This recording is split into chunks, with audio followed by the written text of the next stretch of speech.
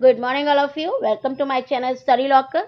बच्चों, आज की 10th की वर्कशीट 29th वर्कशीट है और टॉपिक है हमारा नेशनलिज्म ऑफ यूरोप, यानी कि यूरोप कंट्रीज में जो नेशनलिज्म की भावना आई थी उसके बारे में हम पढ़ेंगे। Gradual development of nationalism in Europe, कि नेशनलिज्म यूरोप में किस तरीके से लगातार फैला, किस किस घटना के तहत हम देख सकते हैं इसमें। सबसे पहली घटना है फ्रेंच रिवॉल्यूशन, जो कि 1789 में हुई थी। जो हमारा फ्रांस का जो साम्राज्य था वो 3 स्टेट्स में डिवाइड था। ठीक है। जो फर्स्ट और सेकंड स्टेट था, इनके पास लग्जरियस चीजें थी, ये काफी प्रॉपर्टी वाले थे। थर्ड स्टेट के पास प्रॉपर्टी बहुत ही कम थी। लेकिन जो फर्स्ट और सेकंड स्टेट है वो टैक्स पे नहीं करते थे। टैक्स पे सिर्फ थर्ड स्टेट वालों को करना पड़ता था। और भी इसी तरीके से बहुत ज्यादा कुछ गतिविधियां थी जिसके कारण जो है परिस्थिति इतनी बिगड़ गई कि जो थर्ड स्टेट वाले हैं उनके ऊपर टैक्स इतना ज़्यादा बढ़ा दिया गया कि उन लोगों ने विरोध कर दिया, जो कि 1789 की क्रांति है। उसमें देखते हैं हम लुई 16 को इन लोगों ने फांसी पर चढ़ा दिया। ठीक। जब इस तरीके की क्रांति होती है तब जनता सीखती है कि भाई अगर राजा ठीक से काम नहीं करेगा, भेदभाव हो रहा है, झगड़े हो रहे हैं, माहौल बहुत खराब हो रहा है, लोगों को रोटी नहीं मिल रही, तब भी अगर सरकार कुछ नहीं करे आपकी, तो आपको स्टैंड अपने लिए लेना पड़ता है। तो यही चीज हमें फ्रेंच रिवॉल्यूशन में नजर आती है कि इन लोगों ने अपने लिए स्टैंड लिया और लोगों के सामने जो है आइडियाज रखे कि भाई आप लोग भी एकजुट हो जाइए, फ्रेटर्निटी दिखाइए, लिबर्टी के लिए, इक्वलिटी के लिए आपको संघर्ष करना पड़ेगा। फिर आता है सिविल कोड्स ऑफ 1804। अगर आप ये देखें, सिविल कोड्स 1804 ये है, जिसके अंतर्गत बहुत सारी चीजें आएंगी, जैसे कि abolition of all privilege based on birth, यानी कि जो बर्थ के आधार पर जो बहुत ज़्यादा फैसिलिटी मिली हुई थी, जैसे टैक्स ना देना, इन सब चीज़ों को खत्म किया गया। ये सिविल कोड्स ऑफ 1804 जो है, ये नेपोलियन के रिफॉर्म्स हैं। नेपोलियन ने जो सिचुएशन देखी उसमें कुछ चेंजेस करे। ठीक है। तो ये रूल्स है एक तरीके से। तो उसने क्या करे, जो प्रिविलेज मिले हुए थे फर्स्ट और सेकेंड स्टेट्स को, वो हटाए गए। Equality before law and secure the right to property, जो कानून के समक्ष सभी नागरिक बराबर हैं और सबको संपत्ति रखने का अधिकार है, ये सुधार किया गया। एडमिनिस्ट्रेटिव जो डिवीजन था उसको सिंप्लीफाइड किया गया, सबके काम निर्धारित कर दिए गए। फ्यूडल सिस्टम जो कि काफ़ी ज़्यादा शोषणकारी सिस्टम होता है, जिसमें जो जो फ्यूडल होता है, जो सामंत होता है, वो टैक्स कलेक्शन के साथ साथ किसानों को बहुत दुखी करता था। तो ऐसे में वो व्यवस्था भी खत्म की गई। Peasants were freed from serfdom and manorial dues, मतलब कि जो बहुत ज़्यादा इनके ऊपर टैक्स लगाए गए थे, मालगुजारी नहीं देनी पड़ रही थी, और जो इनके ऊपर जो है सामंतवाद थे, जो इनको भूदासत्व बना लिया गया था, जिनको जैसे कि किसान को नौकर बना करके उसे रख लिया गया, वो भूमि का नौकर बना लिया गया, वो कहीं नहीं जा सकता, उसे इस पे ही जॉब करनी पड़ेगी। तो ऐसे में किसानों को मुक्ति दिलाई गई। Guild restrictions were removed in towns. Guild का मतलब होता है श्रेणी संघ। ऐसे ग्रुप होते हैं जो कि पूरे मार्केट को मेंटेन कर रहे होते हैं, क्या चीज प्रोडक्शन होगा, क्या रेट होगा, किस तरीके से बेचा जाएगा, ये सारी चीजें। तो गिल्ड का जो पावर थी उसे कम किया गया, उन्हें रिमूव कर दिया गया। ठीक। तो ये हमारा सिविल कोड्स ऑफ 1804 था। फिर आता है वियना कॉन्फ्रेंस 1815। तो नेपोलियन ने जो भी सुधार करे, ठीक है, उसने सुधार किए, उसने नए नए राज्यों पे आक्रमण करके जीत लिए। तो ऐसी स्थिति में हम देखते हैं नेपोलियन की मृत्यु के बाद 1815 में ऑस्ट्रिया, रूस, ये सब, इटली, ये सब मिलकर के क्या कर रहे हैं, इन लोगों ने मिक्स होकर के एक वियना संधि की, जिसमें कि ये चेंजेस जो किए थे नेपोलियन ने, उसको रिफॉर्म्स को वापस करने की बात की गई। जो फ्रांस ने स्टेट्स जीते थे उनको वापस करना पड़ा और फ्रांस के ऊपर लिमिटेशंस लगा दी गई, जिससे कि वो आगे तरक्की और विस्तार ना कर सके। Revolution bye liberals 1848। 1848 में लिबरल्स द्वारा जो है रिवॉल्यूशन की गई, जिसके अंतर्गत उन्होंने माना कि जो हमारी मार्केट में हमें जो व्यापार करना है हमें करने दिया जाए, रूल्स रेगुलेशंस जो है वो सही होने चाहिए, हमें इक्वलिटी चाहिए। ठीक है। हमें इक्वलिटी चाहिए, हमें कॉन्स्टिट्यूशन चाहिए, कि हमें संविधान चाहिए, हमारे ऊपर राजा का बेटा राजा नहीं बना जो है करेगा, और सहमति से सरकार बननी चाहिए। वो अच्छी सिचुएशन डिमांड कर रहे थे। यूनिफिकेशन ऑफ जर्मनी जो कि 1866 से 71 के बीच में हुआ, और इसी तरीके से 1859 से 1871 के बीच में इटली का यूनिफिकेशन हुआ। मतलब कि ये जो जर्मनी पहले छोटे छोटे राज्यों में डिवाइड था, उनको किस तरीके से एक किया गया। अगर आपको ये पूरा डिटेल में पढ़ना है तो आप मैं इस वीडियो की डिस्क्रिप्शन बॉक्स में डाल दूंगी, उसमें आपको इस चैप्टर का पूरा डिस्क्राइब किया हुआ क्वेश्चन आंसर्स के साथ समरी मिल जाएगी। From the very beginning of the French Revolution, the French revolutionaries introduced various measures and practices that could create a sense of collective identity, nationalism among the French people.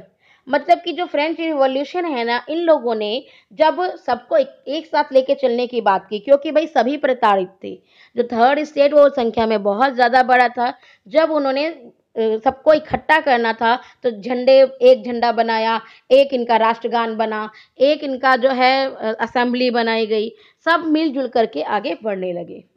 Later, Napoleon introduced revolutionary forms in the administrative field, which is known as civil codes of 1804, जिसे Napoleon code भी कहते हैं। उसके बाद हम देखते हैं Napoleon आया और उसने कुछ सुधार किए, जो कि सिविल कोड ऑफ 1804, जिसको नेपोलियन कोड भी कहा जाता है, नागरिक संहिता भी कहा जाता है, इसे नेपोलियन की नागरिक संहिता भी कहा जाता है, जिसमें रूल्स बनाए गए कि जनता को किस तरीके से रहना है। Further, the ideas of national unity, yani nationalism, in the early 19th century Europe were closely allied to the ideology of liberalism. हम देखते हैं कि जैसे जैसे इस तरीके की घटनाएं आती हैं सामने, तो हम 19th सेंचुरी के टाइम में देखते हैं शुरुआत में कि जो यूरोप है सभी जगह लिबरलिज्म आइडियोलॉजी सामने आती है। लिबरलिज्म की मतलब है एक ऐसा माहौल क्रिएट किया जाए जिसमें कि जनता समानता का बिहेव करे, ठीक है, सबको स्वतंत्रता मिले, समानता मिले, एक ऐसा माहौल हो जिसमें सभी लोग ढंग से जी सके। ये नहीं कि किसी एक को बहुत ज़्यादा विशेष अधिकार दे दिए गए, किसी एक के ऊपर कुछ ज़्यादा पाबंदियां लगा दी गई हैं। French revolution and nationalism. French revolution ने नेशनलिज्म को कैसे बढ़ावा दिया, या अपने देश के लोगों को अपने नेशन के लिए खड़े होने के लिए कैसे प्रेरित किया। एक तो ये कॉन्स्टिट्यूशन बेस्ड रूल चाहते थे, ये चाहते थे कि यहाँ पे राजा का अकेला निरंकुशवाद ना चले, बल्कि यहाँ पर संविधान के अकॉर्डिंग चले, ठीक। Ideas like equality, liberty and fraternity, जो समानता, स्वतंत्रता, भाईचारा का पाठ फ्रेंच रिवॉल्यूशन ने सिखाया, ये सिर्फ फ्रांस तक नहीं सीमित रहा, ये पूरे विश्व में फैला कि भाई एकजुट हो जाओ, फ्रेटर्निटी, एकजुट हो जाओ, आपको लिबर्टी और इक्वलिटी मिल जाएगी, आपको मिलकर लड़ना पड़ेगा। A new tricolour French flag, इन लोगों ने एक नया झंडा जो है सामने लाया, जिससे कि हर कोई इस झंडे से अपने आप को कनेक्ट कर सके। आप अपने तिरंगे से खुद को कनेक्ट कर पाते हैं? कहीं तिरंगा बहुत बड़ा सा डंडा है, उसके ऊपर बहुत बड़ा सा तिरंगा और हवा में लहरा रहा है, देख करके मन खुश हो जाता है। तो जिस तरीके से झंडे से हमारी फीलिंग जुड़ी है, इसी तरीके से नया झंडा बनाया गया, जिससे कि सभी लोग उस झंडे से जुड़ करके आपस में भी जुड़ जाएं। Establishment of national assembly, national assembly की स्थापना की गई। ये असेंबली अपने नागरिकों को मिला करके बनाई गई थी। Abolished internal import and export taxes and uniform system of weight and measures. पहले क्या होता था कि एक जगह से दूसरे जगह जाने के लिए अंदर ही अंदर उनको बहुत ज़्यादा टैक्स देना पड़ता था। तो कोई सामान यहाँ अगर 5 रुपए का, तो 1-1 रुपये टैक्स देंगे, तो यहाँ 8 रुपए का हो गया। मतलब कि इंटरनली इतना टैक्स देना पड़ रहा है कि प्रोडक्ट महंगा हो जा रहा है। तो उस चीज़ को रोका गया, अबॉलिश कर दिया गया। फिर वेट एंड मेजर्स, हर जगह भार और मापने की जो प्रणाली थी वो अलग थी। भाई आपका सामान है, आप कहीं भी नापोगे जाकर के 1 किलो ही होना चाहिए, तो वहाँ पर ऐसा नहीं था। अलग अलग मेजर प्रणाली, जो माप तौल प्रणाली यूज की जा रही थी, जिसको कि एक जैसा किया गया, ठीक। अब आता है लिबरल नेशनलिज्म क्या बोलता है, ये है क्या आखिर। Government by consent end of autocracy, मतलब कि जो हमारी जो गवर्नमेंट है ना, वो तानाशाही नहीं होगी, राजशाही नहीं होगी, वो खुद लोगों की सहमति से बनेगी। ऐसा नहीं होगा कि राजा ने अपने बेटे को चुन लिया, चल बेटा आजा शासन कर, नहीं, लोग चुनेंगे उन्हें, ठीक। दूसरा आता है कि जो रूल्स होंगे वो जो कॉन्स्टिट्यूशन के अकॉर्डिंग होंगे, संविधान बनेगा जिसके अधीन सारे रूल्स होंगे जो सबको फॉलो करने पड़ेंगे। फिर पार्लियामेंट्री फॉर्म्स ऑफ गवर्नमेंट होगी, ऐसा नहीं होगा किसी एक व्यक्ति या एक समुदाय के हाथ में जाए, नहीं, सभी लोगों के द्वारा चुनी गई जो ग्रुप होगा पार्लियामेंट्री ग्रुप, उसके द्वारा शासन किया जाए। एंड ऑफ प्रिविलेजेस, जो विशेष अधिकार दिए गए थे ना, टैक्स ना पे करना टाइप के, वो सारे अधिकार खत्म किए गए। इक्वलिटी बिफोर लॉ, लॉ के सामने सभी बराबर हैं, कानून के समक्ष सभी बराबर हैं, चाहे वो किसी भी वर्ग के क्यों ना हो। नेक्स्ट आता है the right to vote suffrage but not for anyone. इन्होंने ये तो कहा कि वोट डालने का राइट मिलना चाहिए, पर सबके लिए नहीं। भाई जो जेंट्स थे ना, उन्हें वोट डालने का अधिकार मिल गया था, लेकिन महिलाओं को नहीं मिला। उनको कब मिला था? 1946 में जाके मिला था, फ्रांस में। फ्री मार्केट, फ्री मार्केट का मतलब होता है ऐसी मार्केट जहां पे हर देश एक दूसरे के साथ व्यापार कर सके, कोई बाउंडेशन ना हो। बाउंडेशन नहीं होनी चाहिए कि आप इससे व्यापार नहीं कर सकते या उससे नहीं कर सकते, हर कोई एक दूसरे के साथ व्यापार कर सके। Abolition of state impose tax, जो अतिरिक्त टैक्स लगाए गए थे, जो राज्य से प्रांतीय जो टैक्स होते हैं, उनको हटाया गया। चलिए क्वेश्चन आंसर्स पे चलते हैं। Explain the features of the civil code of 1804। आपका ये आंसर नंबर 1 है कि भाई 1804 जो है वो सिविल कोड्स के क्या क्या विशेषताएं हैं, ये सारी आपके इसमें है। ठीक।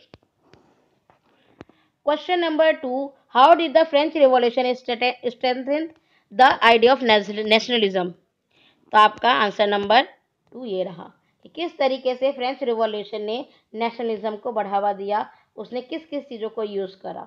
ठीक, आंसर नंबर 2। फिर आता है mention the features of liberal nationalism, ये रहा आपका आंसर नंबर 3। ये सारे उसी के फीचर्स हैं। फिर क्वेश्चन आता है which ideas of the French Revolution impress you the most and why. तो भाई आइडिया हमारा सबसे जो मुझे सबसे बेस्ट लगा वो ये था इक्वलिटी, लिबर्टी और फ्रेटर्निटी, क्योंकि इसी के साथ हम एक दूसरे को साथ लेकर डेवलप कर सकते हैं। ठीक है, तो बच्चों अगर आपको वीडियो पसंद आई हो तो लाइक ज़रूर करें, और डिस्क्रिप्शन बॉक्स में जा कर के जो मैंने इस चैप्टर को लेकर ऑलरेडी वीडियो बनाई हुई है वो हिंदी मीडियम में है, आप वहाँ पे भी उसको देख सकते हैं। उसमें चैप्टर और इम्पॉर्टेंट क्वेश्चंस को डिस्क्राइब किया गया है। अगर वीडियो पसंद आए तो लाइक ज़रूर करें, चैनल को सब्सक्राइब करें। Thank you.